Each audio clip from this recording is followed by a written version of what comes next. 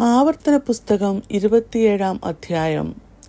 മോശ ഇസ്രായേൽ മൂപ്പന്മാരോടുകൂടെ ജനത്തോട് കൽപ്പിച്ചതെന്തെന്നാൽ, ഞാൻ ഇന്ന് നിങ്ങളോട് ആജ്ഞാപിക്കുന്ന സകല കൽപ്പനകളും പ്രമാണിപ്പീൻ.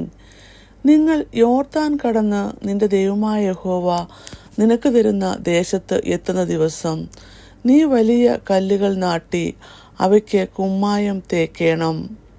നിന്റെ പിതാക്കന്മാരുടെ ദൈവമായ യഹോവ നിനക്ക് വാഗ്ദത്തം ചെയ്തതുപോലെ നിന്റെ ദൈവമായ യഹോവ നിനക്ക് തരുന്ന ദേശമായി പാലും തേനും ഒഴുകുന്ന ദേശത്ത് ചെല്ലുവാൻ കടന്ന ശേഷം നീ ഈ ന്യായപ്രമാണത്തിന്റെ വചനങ്ങളെല്ലാം അവയിൽ എഴുതേണം. ആകയാൽ നിങ്ങൾ യോർദാൻ കടന്നിട്ട് ഞാൻ ഇന്ന് നിങ്ങളോട് ആജ്ഞാപിക്കുന്ന ഈ കല്ലുകൾ ഏബാൻ പർവ്വതത്തിൽ നാട്ടുകയും അവയ്ക്ക് കുമ്മായം തേക്കുകയും വേണം.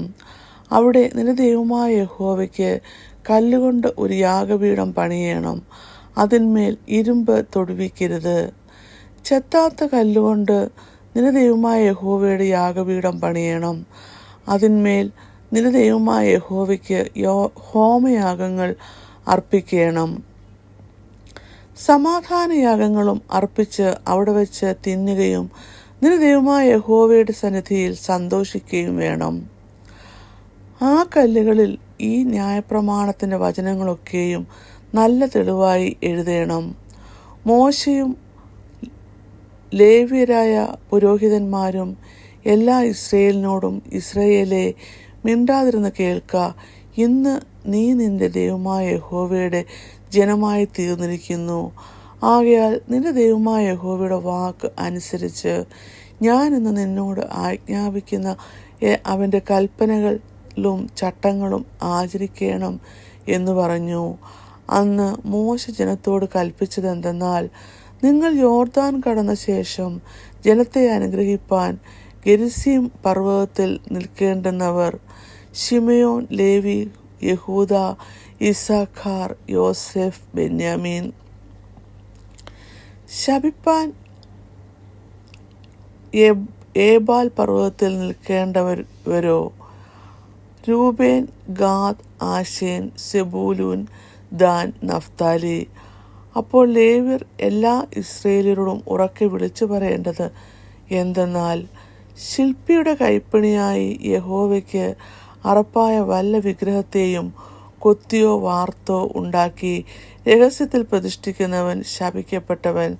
ജനമെല്ലാം ആമേൻ എന്ന് ഉത്തരം പറയണം. അപ്പനെയോ അമ്മയോ നിന്ദിക്കുന്നവൻ ശപിക്കപ്പെട്ടവൻ. ജനമെല്ലാം ആമേൻ എന്ന് പറയണം. കൂട്ടുകാരന്റെ അതിർ നീക്കുന്നവൻ ശപിക്കപ്പെട്ടവൻ. ജനമെല്ലാം ആമേൻ എന്ന് പറയണം. കുരുടനെ വഴിതെറ്റിക്കുന്നവൻ ശപിക്കപ്പെട്ടവൻ. ജനമെല്ലാം ആമേൻ എന്ന് പറയണം.